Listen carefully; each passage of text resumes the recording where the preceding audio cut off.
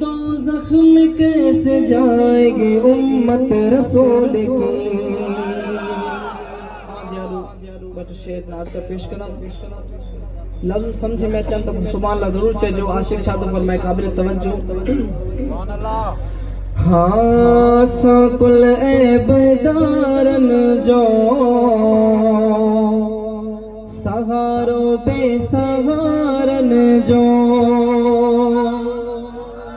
असा कुल एबदारन जो सहारो बेसहारन जो एब ढकी दड़ आका अरबी आहे गुनहगारन बेकारन जो असा कुल एबदारन जो सहारो बेसहारन जो असा कुल एबदारन जो।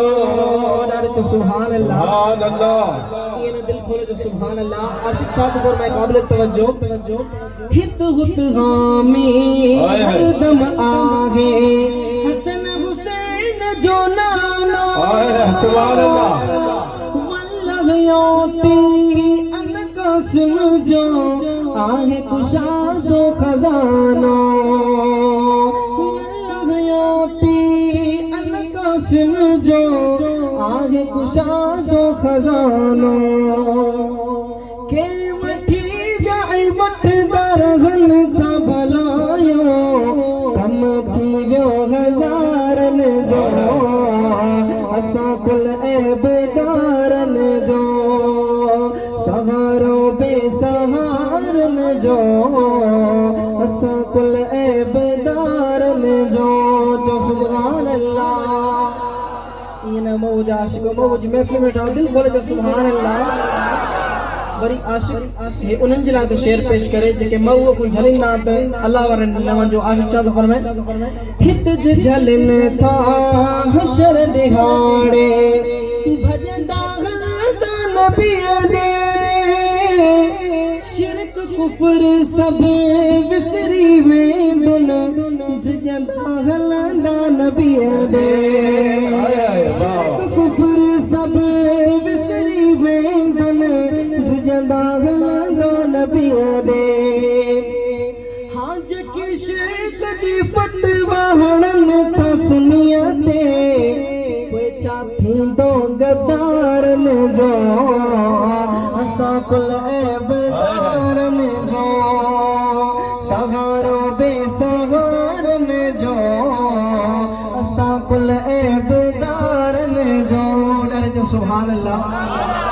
ये शेर तमाम खूबसूरत शेर आशिक लिखियो है चांदी चाहे नूज नबी सा शान जो भेटो किया कदो को मुहारो तन खिल सा जड़त बबुर ते वेठल आजिए सारो तन खिल सा जड़त बबुर ते वेठल आजिए सारो। बुद्धि छड़ अकीदो मुझो मज़ो वठ वो दीदारन जो असा कुल एबदारन जो सहारो बेसहारन जो असा कुल एबदारन जो। ॾाढो जो सुभान अल्लाह।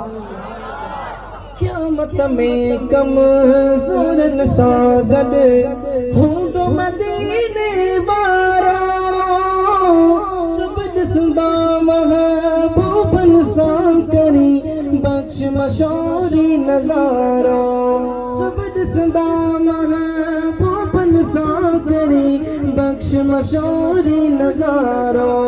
हाँ ॾिसी भाग वारा पिया चवंदा सभिनि खे छा चवंदा भलो थी वियो मूं पारन जो सहारो बेसहारन जो असा कुल एबदारन जो सहारो बेसहारन जो असा कुल एबदारन जो सहारो बेसहारन जो।